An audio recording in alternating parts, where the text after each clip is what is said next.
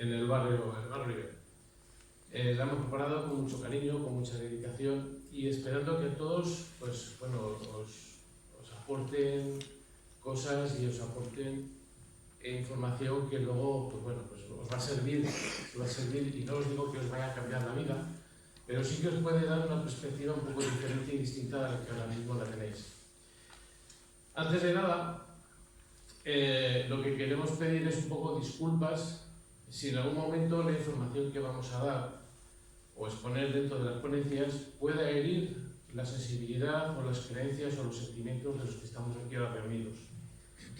Y yo creo que como el tiempo ya nos va pisando un poco los talones, vamos a empezar con Alfredo Tagüeña, miembro del Centro Espírita Amalia Domingo Soler de Barcelona, trabajador y divulgador, comprometido en sus conferencias, que siempre las presenta de un modo muy cercano, sencillo y educativo.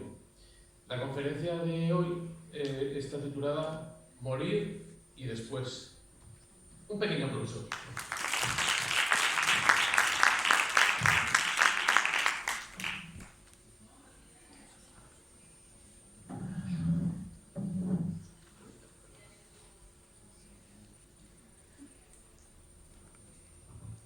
Muy buenos días a todos. En primer lugar, gracias a Benjamín, al Centro Espírita Allan Kardec de Zaragoza por invitarme. Muchas gracias a todos vosotros que para mí sois siempre las personas más importantes de todo evento espírita. No me conocéis, pero yo doy siempre las gracias a Nenufa, mi compañera en esta jornada terrestre, por todas las horas que me permite robar de nuestro tiempo de convivencia, de pareja, para dedicarme al estudio y a la divulgación de la doctrina espírita. Y por encima de todo, gracias a la espiritualidad amiga, que a pesar de mis defectos, de mis imperfecciones, me continúa dando oportunidades de mostrarme como un trabajador y un divulgador al servicio de la doctrina espírita o espiritismo. Morir y después. Yo creo que la mejor manera de empezar esta charla es concienciarnos y asumir que la mayor realidad y certeza de la vida física es que ésta un día va a terminar con la muerte. Pues desde el mismo instante en que todo ser humano nace, y ya en ese mismo instante comienza irremediablemente su camino hacia la muerte. Desde el origen de los tiempos, el ser humano ha dedicado a la muerte las más variadas ceremonias y rituales, entendiéndolas siempre de acuerdo con la evolución, la cultura y las creencias particulares de cada pueblo y de cada civilización, mostrando en una inmensa mayoría de ocasiones, por no decir en todas, la idea, la noción, la intuición de que algo efectivamente había más allá de la muerte. Si ello es así, ¿por qué entonces todavía hoy en día nos da miedo hablar de la muerte o incluso es un tema que preferimos ignorar si es algo a lo que todos, antes o después, de un modo o de otro, hemos de llegar? ¿Por qué a la muerte se la representa siempre como algo negativo, como algo oscuro, como algo tétrico, que incluso se complace en jugar con el destino de los seres humanos? ¿No creéis, aunque sea por nuestro propio interés, que sería más racional, más positivo y más inteligente el tratar de profundizar en lo que realmente es y significa la muerte? Hay una serie de interrogantes que siempre han preocupado a nuestros antepasados y que a pesar del paso de los tiempos son cuestiones que hoy en día nos siguen inquietando a todos nosotros. ¿Qué es la muerte? ¿Existe algo más allá de la muerte? Entonces, ¿dónde voy a ir a morir? Y el último interrogante, que muchas veces puede ser el que emocionalmente más nos afecte. ¿Voy a encontrarme o no con esos seres queridos que han partido antes que yo? A partir de ahora, con toda la ilusión del mundo, con todo mi cariño y respeto hacia todos vosotros, voy a compartir la propuesta espírita, lo que el espiritismo nos explica acerca de la muerte y su después. Y luego, cada uno de vosotros, haciendo uso de la mayor facultad que tiene el ser humano, que es su libre albedrío y su libertad de conciencia, aceptará, no aceptará, le gustará, no le gustará, lo entenderá de un modo o lo entenderá de otro modo. un evento espírita es el sitio ideal, perfecto, para que uno diga: no estoy de acuerdo con lo que estás diciendo. Me parece extraordinario que ello siempre sea así. Empezar por algo esencial. El ser humano, es decir, cada uno de nosotros, estamos formados por 3 elementos básicos. El espíritu, lo que en espiritismo llamamos periespíritu, y el cuerpo físico. El espíritu es el ser inmortal, que sobrevive siempre a la muerte del cuerpo físico y que constituye en la persona, en cada uno de nosotros, nuestra verdadera esencia e identidad. En el espíritu, y solo en el espíritu, reside la inteligencia, la voluntad, el sentimiento. Por tanto, el espíritu, y solo el espíritu, es quien piensa, quien ama, quien quiere, quien sufre, quien padece. El cerebro físico no piensa, el corazón físico no siente. Son atributos exclusivos del espíritu. En el otro extremo tenemos la materia tangible, lo que vemos, el cuerpo carnal, que es la habitación temporal del espíritu. Es el instrumento y el medio de trabajo y de expresión a disposición del espíritu cuando está encarnado en un mundo material. Como todos deberíamos saber, el cuerpo físico es transitorio, está destinado a su descomposición final, donde los elementos que lo conforman se reintegran a la madre naturaleza. Y el tercer elemento, importantísimo conocerlo para entender muchos de los fenómenos que estudia el espiritismo, es lo que nosotros llamamos el periespíritu, funcionando como lazo de unión, como intermediario entre el espíritu y el cuerpo físico. El periespíritu es el cuerpo espiritual, el cuerpo que se utiliza en el espíritu después de la muerte en los planos espirituales. Cuando alguien dice que ve un espíritu, lo que está viendo es su periespíritu, que le da la conformación y la identificación como ser humano.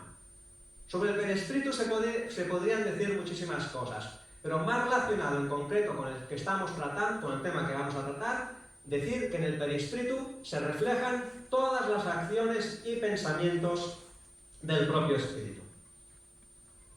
El espiritismo nos deja bien claro desde un principio que la muerte solo es la extinción de la vida orgánica.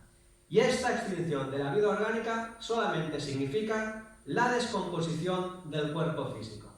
Mientras que el espíritu, con su cuerpo espiritual, con el periespíritu, que siempre la acompaña y que se purifica a medida que el propio espíritu va evolucionando, abandona el plano tangible de la materia y entra a vivir en el plano espiritual con toda su magnitud y en todo su esplendor. Hemos hablado de la muerte física. En espiritismo diferenciamos la muerte física, biológica, de lo que nosotros llamamos la desencarnación. Mirad, cuando un espíritu ingresa en el plano material a través de una reencarnación, se une por su periespíritu a ese nuevo cuerpo físico en formación, penetrándolo con todos sus fluidos y uniéndose a él molécula a molécula y célula a célula. Pues bien, la desencarnación sería precisamente todo el proceso contrario. Es decir, esa parte espiritual que se ha unido al cuerpo físico a través de la reencarnación debe ahora, a través de la desencarnación, desligarse, desunirse. Por tanto, podemos definir la desencarnación como el proceso de separación del alma de su cuerpo físico como consecuencia de la extinción de la vida orgánica. Aquí podría hacer un matiz, pero de momento para no complicarlo lo dejamos aquí. Pero atención a la advertencia tan importante que nos hace Allan Kardec. Nos dice que esta separación del alma del cuerpo físico solo es completa y absoluta cuando no queda un solo átomo del periespíritu unida a una molécula del cuerpo físico. ¿Por qué he definido la desencarnación como un proceso? Pues simplemente porque ese intervalo de tiempo entre la muerte del cuerpo físico y la separación del espíritu de ese cuerpo físico no es siempre el mismo, sino que puede variar, y mucho, de un espíritu a otro. Leo textualmente lo que nos comenta Allan Kardec en este sentido. Para algunos espíritus el desprendimiento es bastante rápido y puede decirse que con pocas horas de diferencia, el momento de la muerte es también el de la emancipación. Pero en otros espíritus, sobre todo en aquellos cuya vida ha sido completamente material y sensual, el desprendimiento es mucho menos rápido y dura a veces días, semanas y hasta meses, lo que indica una afinidad entre el cuerpo y el espíritu. Lo que Allan Kardec nos está diciendo en este punto de una manera más técnica es exactamente lo mismo que nos dice el espíritu Manuel Filomeno de Miranda de una manera más directa cuando afirma que cuanto más se prende el ser humano a la materia durante la vida, más quedará prendido a ella después de la muerte. Y esto tiene que llevarnos a asumir y a concienciarnos de un hecho fundamental, que la muerte, morir, no significa automáticamente la liberación del espíritu, porque la muerte es un proceso biológico, fisiológico, pero la liberación es un proceso de orden espiritual y de orden mental. Es decir, que del mismo modo que cuando un bebé nace, le cortan el cordón umbilical que lo ha mantenido unido a la placenta de la madre durante los meses de la gestación, digamos, entre comillas, que para que el espíritu pueda nacer correctamente a la vida espiritual, es necesario que sean cortados todos los lazos que lo mantienen unido al cuerpo físico y que impiden su total liberación. El estudio de la desencarnación, es decir, este tránsito de la vida física a la vida espiritual, introduce un nuevo e importantísimo concepto, lo que en espiritismo llamamos la turbación espiritual. Nos dicen en el libro de los espíritus que el alma, al abandonar el cuerpo, permanece algún tiempo en estado de turbación. Y a continuación añaden que el alma precisa de algún tiempo para reconocerse, pues está como aturdida y en el mismo estado de una persona que, despertándose de un profundo sueño procura explicarse su situación. Entonces podemos definir ya la turbación espiritual como el estado en el que se encuentra el espíritu desde el momento en el que se produce la muerte física hasta el momento en el que él es plenamente consciente de su nueva situación y de la nueva realidad en la que se encuentra. Haciendo un paralelismo con el dibujo y con el texto que tenéis abajo en pantalla, salvando por supuesto las lógicas y muchas diferencias, pero vale como ejemplo, sería algo así como cada mañana cuando suena el despertador. El estado en el que se encuentra cada uno de nosotros hasta que es plenamente consciente de quién es, dónde está, qué día es hoy y qué tareas nos aguardan para la jornada que acaba de empezar. Que estoy seguro que si nos lo ponemos a comentar entre nosotros, ese estado puede ser muy diferente de una persona a otra. Lo que sí me gustaría que quedara muy claro es que esta turbación posterior a la muerte ha de considerarse siempre como una fase completamente natural del proceso de la desencarnación, porque va a afectar a todos, sin excepción, donde el espíritu va a experimentar una especie de sopor que va a paralizar y neutralizar temporalmente sus facultades, perdurando esos efectos por un tiempo muy indeterminado y muy variado, que puede ser de algunas horas, de algunos días, de algunas semanas, de algunos meses e incluso de algunos años. ¿Y esto qué es lo que quiere decir exactamente? Pues quiere decir lo que me imagino que alguno de vosotros habrá entendido, que una persona puede morir, van pasando los días, las semanas, los meses, los años, y no saber que ha muerto. No ser consciente de que ya no forma parte del mundo material y que ha entrado en la realidad espiritual. Imagino que la pregunta que deberíamos formularnos como consecuencia de este hecho es plantearnos qué es aquello que motiva que esa turbación natural posterior a la muerte física sea tan diferente de un espíritu a otro en cuanto a su intensidad y duración. Se plantea esta cuestión directamente en el libro de los espíritus. Todos los espíritus van a experimentar con la misma intensidad y duración la turbación que sigue a la separación del alma y el cuerpo. La respuesta que nos dan es clara. No. Ello va a depender siempre de la evolución del espíritu. Aquel que ya está purificado se va a reconocer casi inmediatamente, porque se ha ido desprendiendo de la materia durante la vida del cuerpo. Mientras que aquel hombre carnal, cuya conciencia no es pura aún, va a conservar por mucho más tiempo la impresión de la materia. ¿De acuerdo?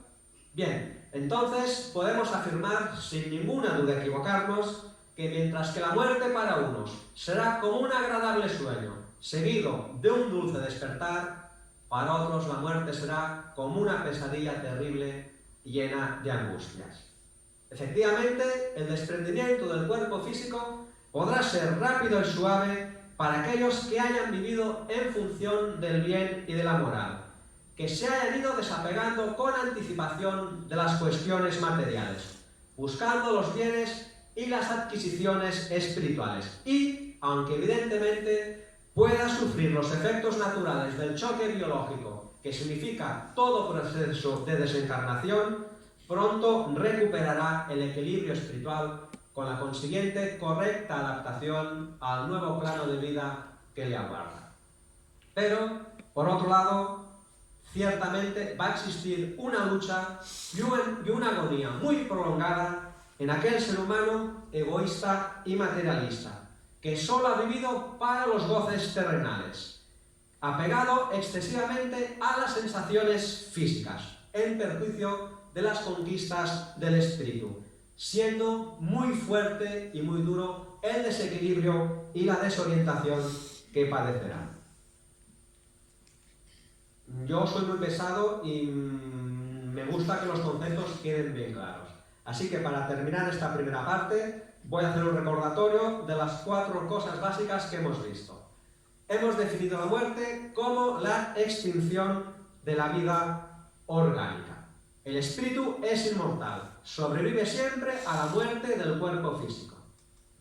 Hemos introducido el concepto de la desencarnación, diciendo que es el proceso de separación del alma y de su cuerpo físico como consecuencia de la extinción de la vida orgánica. Después hemos introducido el concepto interesante de la turbación espiritual, definiéndolo como el estado en el que se encuentra el espíritu desde el momento en el que se produce la muerte física hasta el momento en el que él se reconoce y es plenamente consciente de la nueva situación y realidad en la que se encuentra. Pero, sin duda alguna, lo más importante de todo lo que hemos visto hasta ahora es entender, asumir y concienciarnos de que actitudes y sentimientos nobles van a favorecer todo el proceso de la muerte y su después, y su más allá. Mientras que, por el contrario, acciones egoístas y materialistas lo van a perjudicar y mucho, muchísimo.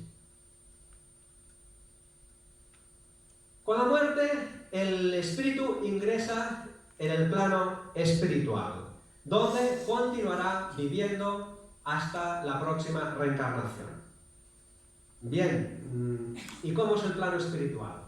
Aquí, por lo menos a mí, no me duele en prendas reconocer las limitaciones que por lo menos yo tengo para tratar de explicar cómo es el plano espiritual. Primero, por un poema del que se nos quejan muchas veces los espíritus amigos, de la deficiencia del vocabulario humano, que no tiene suficientes palabras para definir determinados conceptos. Y porque para tratar del plano espiritual, de explicarlo, inevitablemente tengo que utilizar conceptos y vocabulario materialista que por comparación nos permita hacernos alguna idea. Pero por lo menos voy a intentar que 3 ideas básicas puedan quedar bien claras. Empezamos por la siguiente. Fijaros lo que nos dicen en el libro de los espíritus. La materia existe en estados que os son desconocidos. Puede ser, por ejemplo, tan etérea y sutil que no produzca ninguna impresión en vuestros sentidos y, sin embargo, es siempre materia, aunque no lo sea para vosotros. Este concepto, que si lo leemos muy rápido nos puede parecer a lo mejor como un pequeño trabalenguas, creo que es muy claro lo que nos quieren decir. Primer problema que nos encontramos. Nosotros llamamos plano espiritual al plano donde viven y actúan los espíritus después de la muerte. Para diferenciarlo del plano material, que es donde vivimos y actuamos los espíritus mientras estamos encarnados en un plano material, antes de la muerte. Pero hay que entender que en realidad esto que llamamos plano espiritual está formado todo él igualmente por materia, porque todo, excepto el espíritu en su esencia, es materia, es energía en estados más o menos condensados, o, como nos dicen, materia en estados que nos son completamente desconocidos. Efectivamente, nosotros, seres humanos, habitamos en un plano físico formado por materia que oscila entre unas determinadas características y cualidades, y que podemos, a través de nuestros sentidos físicos o auxiliados por la moderna tecnología, apreciar, medir y controlar. Pero, a la vez, como nos dicen, existe materia tan etérea y sutil que no produzca la más mínima impresión en nuestros sentidos físicos ni en los modernos aparatos de la tecnología humana. Fijaros qué concepto tan interesante introduce ahora el espíritu Manuel Filomeno de Miranda. Nos dice que en torno de la Tierra existen fajas vibratorias concéntricas que la envuelven, desde las más condensadas, próximas al área física, hasta las más sutiles, distanciadas del movimiento humano de la corteza. Estas fajas vibratorias concéntricas es lo que se conoce normalmente como planos, regiones o esferas espirituales, que se van depurando a medida que se apartan del núcleo de la Tierra, teniendo cada esfera una vibración de mayor intensidad que la esfera inmediatamente inferior.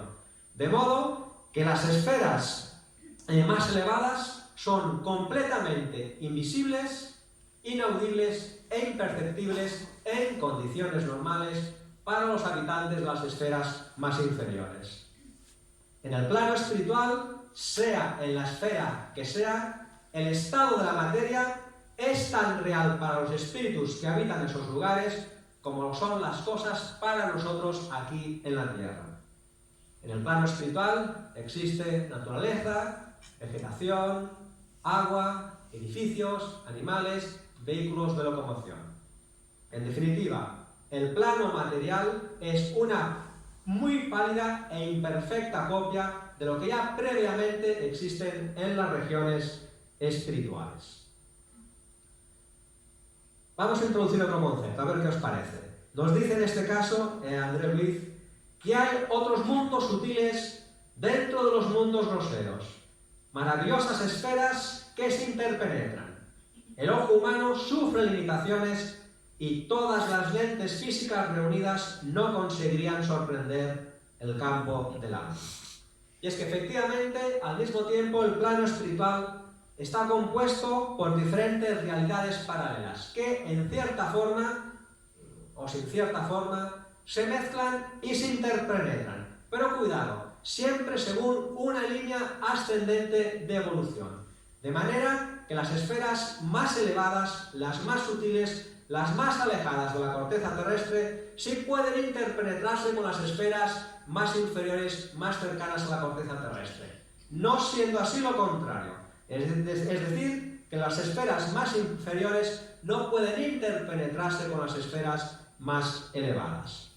Por tanto, podemos afirmar que nosotros, seres humanos, convivimos en un mar de dimensiones distintas, repletas de vida, de colores, de imágenes, que se superponen e interpenetran en el ambiente en que nosotros nos encontramos. Son sonidos e imágenes de diferentes frecuencias, oscilaciones, amplitudes, velocidades, que nosotros, en condiciones normales, es la segunda vez que lo digo, no podemos ni oír, ni ver, ni percibir, simplemente porque escapan a la limitadísima capacidad de percepción de los sentidos físicos que están preparados para captar solo lo que se encuentra entre unos determinados parámetros. Y sin embargo, todas estas esferas, regiones y planos espirituales existen. Un matiz muy importante que hago en este mundo, porque cuando hablamos de los planos espirituales, la gente que no tiene conocimiento piensa que es algo que está allá arriba, lejos. No. Los planos espirituales empiezan aquí mismo. En este momento, aquí en la sala, seremos 35, 40 personas dentro de un local que tiene unas dimensiones físicas muy bien marcadas. En este mismo momento, aquí hay una buena cantidad de espíritus que están coordinando todo este evento, amigos espirituales, espíritus que han sido traídos aquí para aprender y para ser tratados de distintas problemáticas que tienen. Y las dimensiones espirituales de este local, os aseguro yo, que trascienden mucho más allá de las paredes físicas y materiales que estamos viendo en este momento. ¿De acuerdo? Bueno, no me atrevo a dar más información sobre el plano espiritual porque a veces en un primer momento, sobre todo para aquellos que no tengan mucho conocimiento, mucha información de golpe, en lugar de ayudar, puede confundir. Entonces, con estos 3 conceptos que he presentado, me parece que ya hay para meditar y para pensar. Bueno, nos encontramos ahora con esta entidad espiritual que dice: oye Alfredo, muy interesante lo que estás explicando, pero a mí en concreto lo que me concierne, yo acabo de morir. ¿A qué parte de ese plano espiritual del que estás hablando voy a ir? Y a continuación nos lanza la pregunta que es el núcleo central, el meollo de toda la presentación que estoy haciendo. ¿Puedo elegir yo a qué parte de ese plano espiritual voy a ir? Para responder a este espíritu, para responderos a todos vosotros, lo voy a hacer como aquel chiste en el que se encuentran 2 amigos. Y uno le dice a otro: tengo 2 noticias para darte. Una muy buena, buenísima, que te encantará, y otra noticia que a lo mejor no te parece tan buena. ¿Cuál quieres escuchar en primer lugar? Normalmente me imagino que la mayoría dirá: oye, dame primero la buena noticia y ya veremos qué hago luego con esa otra noticia. Bien, pues la buena noticia que tengo que darle a esta entidad espiritual y a todos vosotros, y que nadie por favor dude de ello, es que por supuesto que podemos elegir a qué parte del plano espiritual iremos después de la muerte. Faltaría más que no pudiéramos elegir. ¿No os parece maravilloso, extraordinario, que podamos elegir a qué parte del plano espiritual iremos después de la muerte? Falta la segunda parte de la noticia, que a lo mejor no la encontráis tan interesante, y es entender, aceptar y asumir que el momento de la elección no se hace cuando uno ha muerto, un día antes de la muerte, una semana o un mes antes. La elección se va haciendo durante todos los días de nuestra existencia física, con nuestras intenciones, nuestros sentimientos, nuestros pensamientos, nuestras actitudes y nuestro comportamiento. Es así como ya vamos eligiendo a qué lugar podemos acceder una vez se produzca la muerte física. Siento si he desilusionado a alguno de vosotros. Bien, seguimos. Un concepto básico para entender la muerte y su después es comprender el siguiente hecho fundamental. Después de la muerte física, continuaremos siendo exactamente el mismo ser, con las mismas conquistas morales e intelectuales, con los mismos sentimientos, pasiones y deseos, y con todo el conjunto de hábitos y de tendencias que forman parte de cada uno de nosotros. Después de la muerte nos miraremos al espejo y, oh sorpresa, nos veremos reflejados exactamente como somos nosotros. Digo esto porque cuando hablamos de espíritus, muchos se piensan que un espíritu es un ser perfecto, un ser superior. No, un espíritu no es más que una persona que ha muerto y pasa al plano espiritual. Si como persona era tonta y egoísta, como espíritu seguirá siendo tonto y egoísta. Es decir, que la muerte no produce ningún milagro. La muerte no transforma al criminal en santo, ni al ignorante en sabio. Y hago aquí un pequeño matiz. Esto es muy importante entenderlo, por ejemplo, para cuando se hacen reuniones de mediunidad o cuando alguien recibe una comunicación de un espíritu. No por el hecho de recibir la comunicación de un espíritu que diga ser la Virgen María, hemos de creerlo. Es más, si se presenta un espíritu que dice que es la Virgen María o el propio Jesús, con toda probabilidad es una señal evidente de que no lo es. Los espíritus son ignorantes, también pueden mentir y os aseguro que disfrutan mucho jugando con la ignorancia y con la credulidad de los encarnados. Por eso el espiritismo nos invita continuamente a no aceptar absolutamente nada. Hay que pasarlo todo por el filtro de la razón, del raciocinio y del más puro sentido común. Entonces, aquellos que podáis estar interesados en conocer y estudiar el espiritismo, no olvidéis nunca este hecho fundamental. En espiritismo no hay dogmas, no hay obligación de creer absolutamente nada. Hay la obligación, sí, de estudiar, de analizar y de racionalizarlo todo. Los espíritus, es decir, cada uno de nosotros, mantenemos siempre nuestra individualidad, nuestro yo, nuestra propia y particular identidad, que vamos construyendo, desarrollando y perfeccionando reencarnación tras reencarnación, estando sujetos en todo momento a las consecuencias de nuestros actos. Es la ley de acción y de reacción, de causa y efecto o de causa y consecuencias, que rige en ambos planos de la vida, en el material, pero también en el espiritual.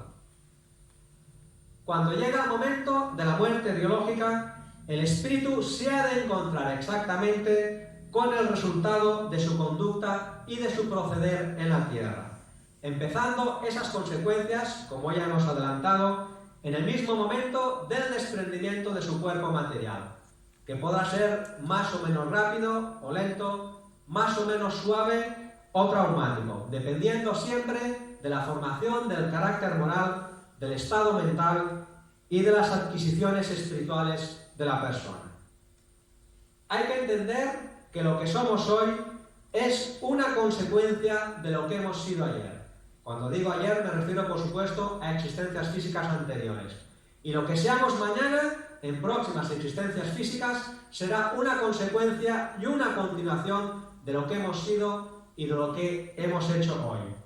Así, por tanto, antes o después, llegará un momento en el que el espíritu deberá abandonar el plano espiritual y volver a reencarnar, para proseguir en sus aprendizajes, en sus pruebas y en sus conquistas, encontrándose con las consecuencias de todos los aciertos y errores de existencias precedentes, donde se va a poner de manifiesto en cada nuevo proceso reencarnatorio un hecho fundamental, que el pasado de cada uno de nosotros siempre nos acompaña, que el pasado de cada uno de nosotros siempre está presente. En definitiva, somos herederos de nosotros mismos. Aviso ahora que voy a dar un cambio muy radical en cuanto a mis argumentaciones. Fijaros qué conceptos introduce el espíritu Android. Nos dice: aquellos que se aferran a las sensaciones físicas están siempre creando densidad para su perispíritu. Y luego complementa: nuestra posición mental determina el peso específico de nuestra envoltura espiritual, es decir, del perispíritu, y consecuentemente el hábitat que le compete. A ver, ¿qué ha pasado aquí? Se me ha ido la olla, he mezclado una conferencia con otra, porque si me habéis estado escuchando, que me haría ilusión que me dijerais que sí, hasta ahora básicamente he estado hablando de intenciones, de pensamientos, de sentimientos, de actitudes y de obras. Y ahora me pongo a hablar de conceptos tan raros como densidad y peso específico del perispíritu. ¿Qué tiene que ver esto con todo lo que hemos estado hablando hasta ahora? Os voy a intentar explicar no solo que tiene mucho que ver, sino que es una consecuencia directa y natural de todo lo que hemos hablado hasta ahora. A ver si lo consigo. El perispíritu, que como dije al principio, sigue siempre con el espíritu después de la muerte, es su cuerpo espiritual, pero no por ello deja de ser materia. Por tanto, el espíritu, como toda materia, está formado por átomos y por moléculas que tienen una vibración propia. Cuanto más elevada es la entidad espiritual, a mayor velocidad vibran las moléculas de su perispíritu. Hay más distancia entre ellas, por tanto, ese perispíritu tendrá una presencia siempre mucho más luminosa, mucho más diáfana, mucho más sutil y mucho menos densa. Por el contrario, cuanto más materializada es la entidad espiritual, las moléculas de su perispíritu vibran mucho más despacio, mucho más lentamente, están más juntas, más unidos. En consecuencia, ese perispíritu tendrá una apariencia siempre mucho más pastosa, mucho más compacta y muchísimo más densa. Voy a explicar lo mismo, pero de una manera un poco diferente. Cuanto más noble sea la naturaleza de nuestros actos, de nuestros sentimientos y pensamientos, más elevadas serán las frecuencias vibratorias del perispíritu, iluminándolo, sutilizándolo y haciéndolo mucho menos denso.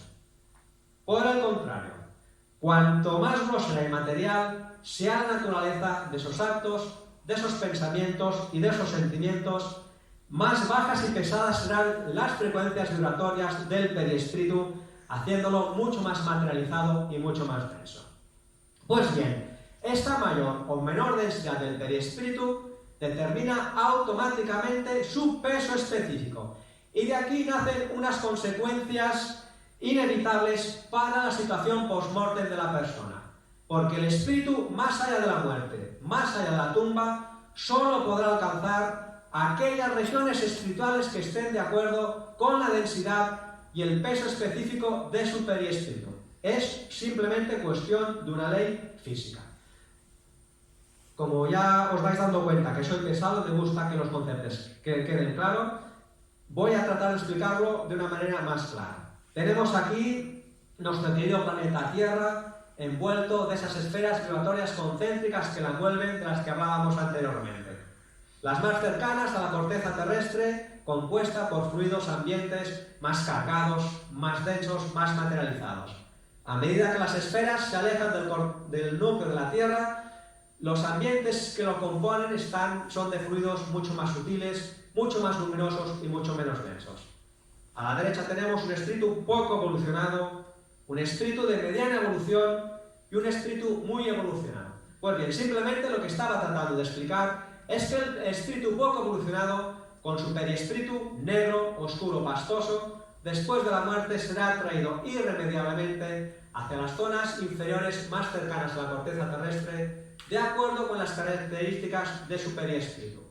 Por el contrario, el espíritu muy evolucionado, con su vestimenta perispiritual radiante, luminosa, sutil, después de la muerte no tendrá el más mínimo problema para alejarse y elevarse hacia las zonas más nobles de la espiritualidad. Y hay que entender que tanto en un caso como otro funciona por una simple ley natural ineludible, como son las leyes de atracción y de gravedad, que van a determinar inevitablemente la posición hacia la cual cada uno de nosotros será traído después de la muerte física. Y, como es siempre, el factor moral, es decir, nuestro comportamiento, nuestras actitudes, la que determina las condiciones y características de nuestro perispíritu, terminamos cerrando este círculo diciendo que nuestras virtudes son las que nos elevan hacia las esferas más superiores, mientras que nuestros vicios, pasiones e imperfecciones nos van a atar a las regiones inferiores y más cercanas a la corteza terrestre, convirtiéndonos muchas veces en unos auténticos prisioneros de ella. En definitiva, el viaje a través de la sepultura nos muestra una gran lección, que nuestros actos bien pueden tejer alas de liberación o, por el contrario, forjar cadenas de cautiverio. Comparto con vosotros ahora un texto extraído del Evangelio según el Espiritismo, que va a decir lo mismo que he dicho yo, pero de una manera mucho más bonita y poética. Nos dicen: según el espíritu esté más o menos purificado y desprendido de la materia, el medio en el que se encuentre, las sensaciones que experimenta, las percepciones que posee, varían hasta lo infinito. Mientras que unos no pueden alejarse de la esfera en que vivieron, otros se elevan y recorren el espacio. Mientras que el espíritu, atormentado por los remordimientos, muchas veces solo sin consuelo, gime bajo el peso de los sufrimientos morales, el justo, reunido con los que ama, saborea las dulzuras de una inefable felicidad. ¿Sabéis lo que quiere decir el calificativo de inefable? Es algo que no se puede explicar con palabras. De nosotros, solamente de nosotros depende. Retomamos los 4 interrogantes que presentábamos al principio.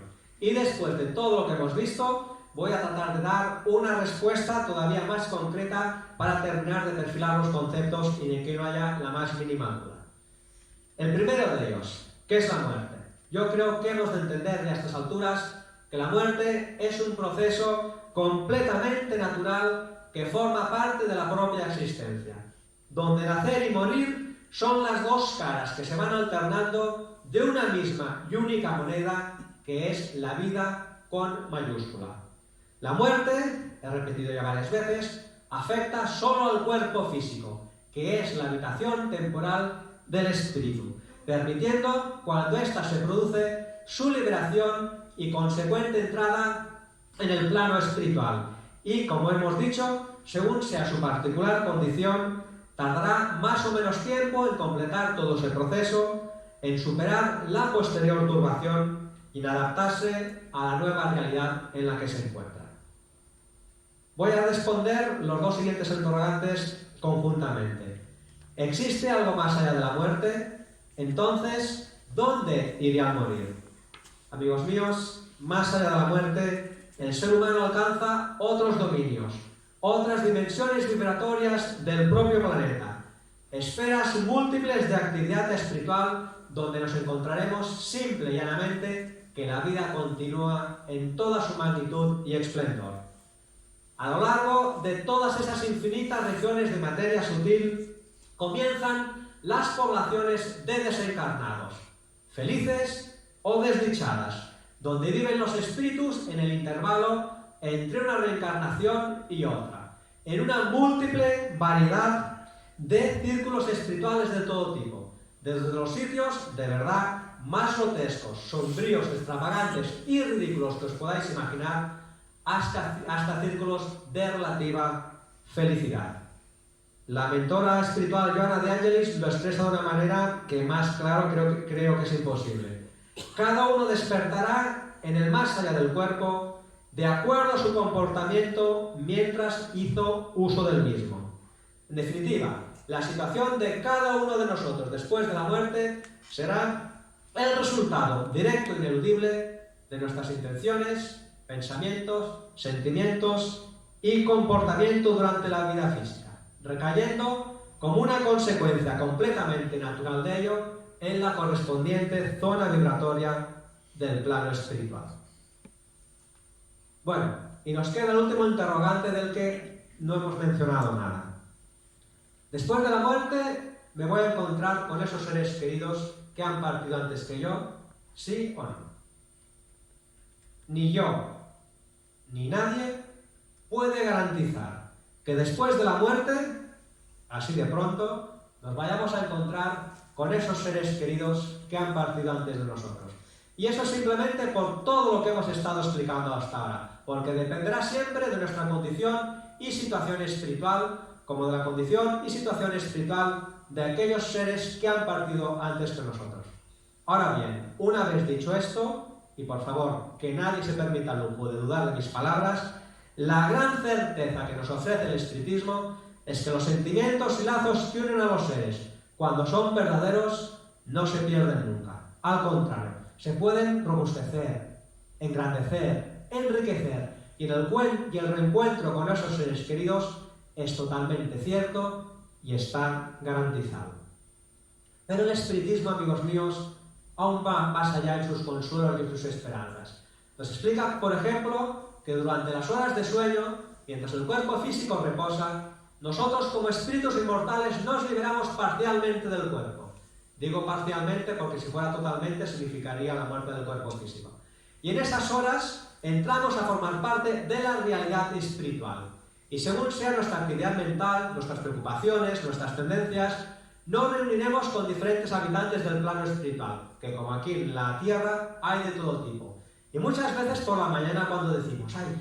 He soñado con ese ser querido que murió hace tiempo, de una manera tan fuerte, pues simplemente muchas veces estamos explicando lo que realmente ha ocurrido durante esas horas de sueño, que hemos estado con esos seres queridos abrazándonos, hablando, dándonos mutuos ánimos a la espera del reencuentro final. Pero queridos amigos, el espiritismo aún va más allá en sus consuelos y en sus esperanzas. Nos dice, por ejemplo, que podemos estar un día tranquilamente en casa, leyendo un libro, escuchando una música agradable o viendo un álbum de fotos y sin saber muy bien por qué nos viene a la mente el recuerdo de ese ser querido que partió hace ya tiempo, pero de una forma muy especial. Algunos de nosotros incluso seríamos capaces de decir que hemos notado como un aroma muy característico de esa persona, o incluso que nos han acariciado, como si nos abrazaran y notáramos un escalofrío. Y es que muchas de esas veces ese padre, esa madre, ese hijo, ese hermano, esa esposa, ese amigo, en esos momentos está a nuestro lado, abrazándonos, diciéndonos: estoy aquí, me preocupo por ti, la muerte no existe, compórtate y actúa de manera correcta para que ese reencuentro que nos aguarda sea lo antes posible y en las mejores condiciones posibles. Gracias, espiritismo, por tus consuelos, por tus esperanzas, pero sobre todo por las certezas tan extraordinarias que nos ofreces. La visión espiritista de la muerte nos habla que el espíritu es la esencia de la persona, que la muerte afecta solo al cuerpo físico. El espíritu sobrevive siempre a la muerte y eso nos garantiza el reencuentro con nuestros seres queridos según las condiciones que hemos estado explicando. ¿Sabéis a mí qué es lo que me llama más la atención de la visión espírita de la muerte? Pues que a pesar de hablar de la muerte, básicamente de lo que está hablando es de vida y de más vida. La muerte no existe. Después de la muerte nos encontraremos vida y más vida. La muerte, en esencia, es el retorno del espíritu a la patria espiritual, que es la preexistente y la verdadera, después de las duras batallas enfrentadas en el plano material, donde, según acabamos de ver, nos pueden estar esperando nuestros amigos y seres queridos. Es curioso cómo se entiende el concepto de la muerte según desde la perspectiva en la que la mires. Aquí tenemos ese barco que podría representar a la muerte, que se lleva en él a ese ser querido. Si miramos la muerte desde el plano físico, material, pues para muchos significa la muerte un adiós para siempre, porque vemos el barco que se aleja llevando a nuestro ser querido. Sin embargo, si nos ponemos en el plano espiritual, vemos que es un barco el que se está alejando, trayendo a ese ser querido, y en lugar de un adiós para siempre, te estamos esperando, y ahora, ¿dónde te has metido? ¿Por qué has tardado tanto en llegar? Qué diferente el concepto de la muerte si lo miramos desde aquí o lo miramos desde el plano espiritual. Esta diapositiva lo explica de una manera muy gráfica, que pocas explicaciones son necesarias. La muerte, el muerto, que es motivo de angustia y de dolor para los que quedan aquí, es motivo de regocijo, de reencuentro y de alegría para los que están en el plano espiritual. Aquí vemos a la abuela de la familia que ha muerto, a la izquierda las personas que quedan aquí entristecidas. Cuidado, por mucho conocimiento que uno tenga, es totalmente legítimo tener un bajón, soltar lágrimas, pero el espiritismo nos ha de llevar a transformar eso como un aprendizaje y actuar de manera correcta. Y a la derecha, los seres queridos que vienen a recibir a esa abuelita, incluso la reciben con un ramo de flores. Un matiz muy importante. Esto es así porque en este caso esta abuela se ha comportado durante la vida de una manera correcta. Os aseguro que muchísimas veces esto no corresponde a lo que de verdad ocurre. Bien. El espiritismo nos enseña que hemos de entender la muerte como una simple mudanza de plano. Una mudanza del plano material al plano espiritual. Aquí tenemos la agencia de mudanzas El Más Allá, que es la encargada de realizar este servicio. Pero esta agencia de mudanzas El Más Allá tiene una forma de trabajar y una normativa interna un tanto peculiar. En primer lugar, nos advierte de que va a venir siempre sin avisar. Por tanto, pueden venir a buscarnos mañana, dentro de una semana, dentro de un mes, de 1, 2, 3, 5, 10, 20 o 30 años, no lo sabemos. Por tanto, por nuestro propio interés, nos conviene estar siempre bien preparados con nuestro equipaje a punto para que cuando vengan a buscarnos, demos un paso al frente, nos presentemos con la cabeza bien alta, dispuestos a hacer ese tránsito. Automáticamente nos advierte que como equipaje no podemos llevarnos nada material. Por tanto, no nos llevaremos ni nuestra casa, ni nuestro coche, ni el mucho poco dinero que tengamos, ni ninguno de los modernos aparatos de tecnología a los que estamos tan aficionados. Como equipaje nos llevaremos solo aquello que hace referencia a nuestro bagaje intelectual y moral en forma de intenciones, sentimientos, aprendizajes, comportamiento y actitudes. No hay ningún chofer en la cabina. Eso es porque el conductor será cada uno de nosotros, lo cual automáticamente nos garantiza que llegaremos al lugar que merecemos. No nos quedaremos muy cerca de la corteza terrestre si no lo merecemos, pero tampoco nos alejaremos mucho de ella si tampoco lo merecemos. Y finalmente, esta agencia de mudanzas en más allá, para cumplir con la normativa vigente, nos dice que existe un libro de hojas de reclamaciones a disposición de aquellas personas que no hayan quedado satisfechas con el servicio realizado. Pero nos advierte claramente que ese libro de reclamaciones solo puede ir dirigido hacia cada uno de nosotros mismos, porque solo cada uno de nosotros mismos seremos los máximos responsables de a qué lugar del plano espiritual podemos acceder después de la muerte. Solo cada uno de nosotros mismos seremos los máximos responsables de en qué condiciones se va a producir ese tránsito de la vida material a la vida espiritual. Nos dice el espíritu Manuel Filomeno de Miranda que la vida real, permanente, inalterable, es la espiritual, siendo la terrena una experiencia transitoria, evolutiva, para las finalidades superiores de aquella.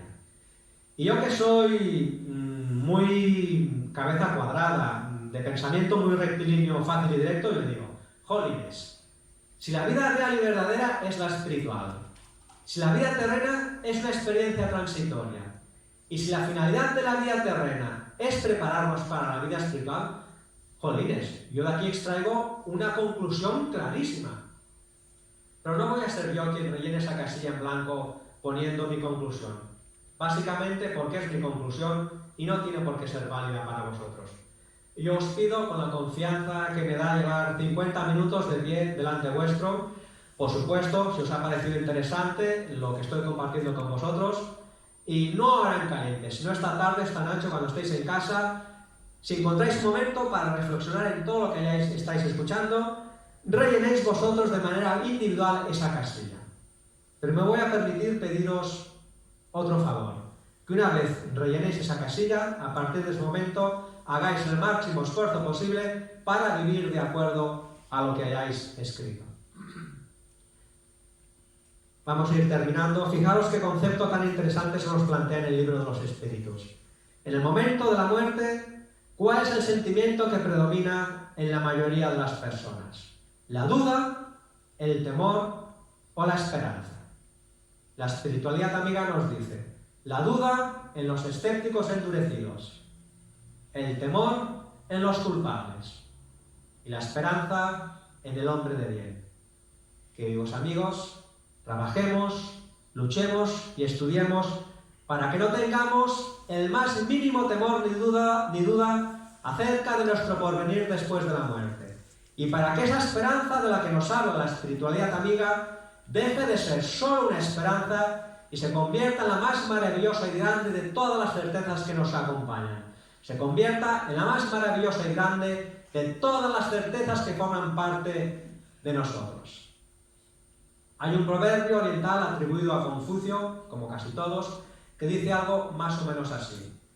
Cuando tú viniste al mundo, todos sonreían y solo tú llorabas. Vive y actúa de manera que cuando del mundo tú te vayas, aunque todos lloren, tú puedas sonreír. Y una vez más, gracias, Espiritismo, por tus consuelos, por tus esperanzas, por tus certezas, que satisfacen plenamente nuestro intelecto, nuestro sentido común, pero al mismo tiempo aportan tanto alivio a nuestro corazón. Y ahora, con vuestro permiso, voy a finalizar mi exposición con una poesía que escribí hace muchos años y siempre que presento esta conferencia, pues me gusta terminar con ella. Os la dedico a todos vosotros con mucho cariño, pidiendo, por supuesto, disculpas por el atrevimiento y por la osadía. Gracias, Espiritismo, por tus enseñanzas, que iluminan cada día de mi vida, por tus consuelos y por tus esperanzas, al mostrarme que morir no es una despedida, por la seguridad tan grande que me da tu fe, que satisface a mi corazón y a mi cabeza, porque yo no simplemente creo, sino que sé que al llegar la muerte, la vida empieza. Por la certeza que siempre me acompaña, saber que tú y yo ya hemos existido ayer, saber que también existiremos mañana y saber que tú y yo nos volveremos a ver. Si he cometido contra mi prójimo algún error, ahora tengo el presente para rectificar.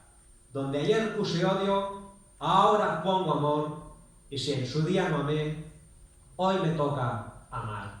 Y entonces comprendo que ese sentimiento no puede ser producto del azar o de la suerte. Es imposible que lo que yo pienso y yo siento sea casualidad. No, es algo mucho más fuerte. Porque es el alma inmortal la que siempre ama. Es el espíritu inmortal el que piensa y razona. Y es sí otro espíritu el que a mí me llama, y es otra alma la que a mí me emociona.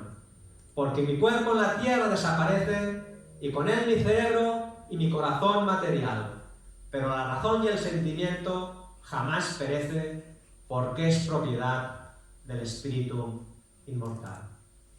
Muchas gracias a todos vosotros por la atención, la paciencia y el respeto con que me habéis escuchado.